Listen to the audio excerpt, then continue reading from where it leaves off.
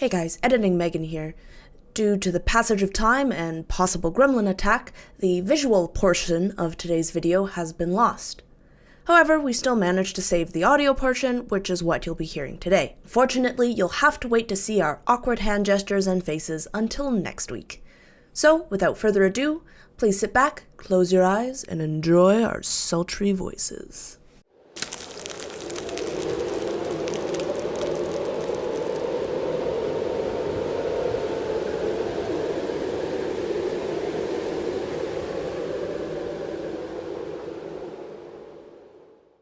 Hello everyone, welcome to Dice on Ice. My name is Megan. And I'm Connor. So today, we are going to be talking about 5 ways to give your character a unique voice without the use of accents. Now, I know you're really good at accents.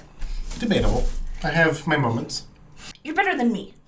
Most objects will be better at making accents than you. This pair of scissors might be able to pull off an accent better than you. Okay, alright. Well, that might be a little too far.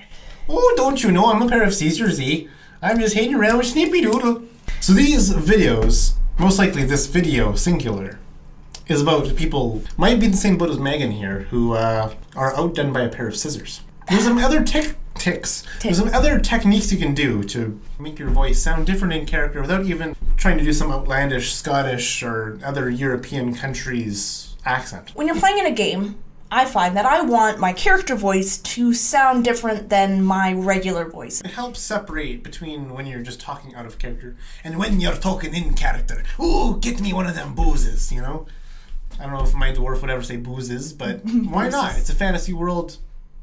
There's dragons, why can't there be boozes? Alright, let's get right into it. Tip number 1 is to adjust your tempo.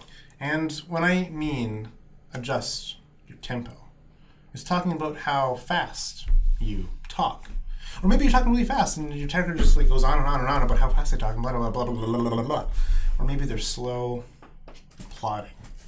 They think a lot about what they say.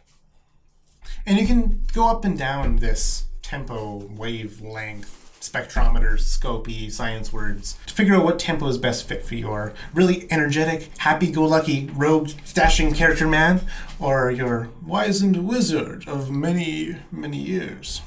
This can really just change naturally how your voice is. Yeah, with a lot of these tips, how you speak and some of these tips without using an accent will be really reflective on the personality of your character. So like Connor was saying, if you have someone who's really young, really light, really bubbly, they can talk really, really fast, really excitedly. It doesn't matter if they really necessarily slip over words, they put in a lot of filler words maybe, or maybe they don't. That was pretty impressive right there. Tip number 2 is to change your volume and your pitch. And by volume, do you mean how quiet or how loud you are? That's what volume is? Or how fully you use your voice. Because that's another, I think volume also has to do with like how full your voice is. Oh, that brings up a good point. I actually didn't think about that. Yeah, but that's something you can change. How loud you're talking. Or your pitch. How high up can you go? Or how low can you go? Even just these simple changes in how you talk can really change how a character is. Or change how a character is.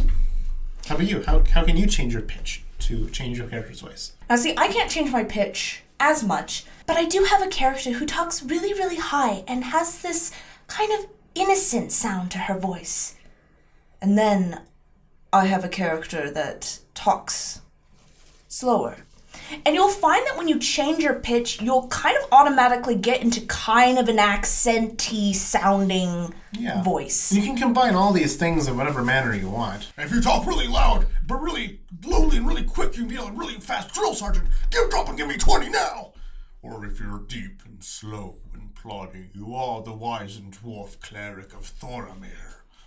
Or you can be a really happy and giddy and guy. You know, by changing and just altering these things. Yeah, these 3 things. Look at how many voices that you can And I didn't do any accent there. I just took my normal voice and just changed it a little bit. Our third point doesn't have to do with the voice yourself. It's more about the words you use. Your language. So tip number 3 is to change your vocabulary. One might discover that as your vernacular changes, your disposition with others may also inequitably change. You see, if you use bigger, more smarty-sounding words, your wizard all of a sudden feels like they do have that 15 intelligence. Or sometimes you just want to use them simple words. I mean, I'm throwing an accent in there, but it just kind of comes naturally. Even when you talk in, say, third person. Oh, this one is... Even the Khajiit of Skyrim. This one wants the warm sands of the south. Anything to really differentiate from how you would normally talk. Whether that is using larger words, whether they're actually correct or not. Maybe use the royal we. We are not as convinced of your affairs, good sir. A good idea is to write down some words before you play of catchphrases or words that your character would use.